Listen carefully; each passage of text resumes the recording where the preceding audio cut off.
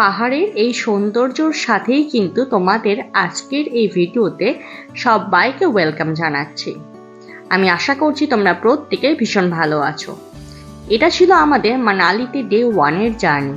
সকাল সকাল ঘুম থেকে উঠেই আমরা কিন্তু রওনা দিয়ে দিয়েছিলাম এখানকার সব থেকে মান্যতা দেওয়া একটা মন্দিরের উদ্দেশ্যে, যার নাম হচ্ছে হিড়ম্বা দেবী টেম্পল।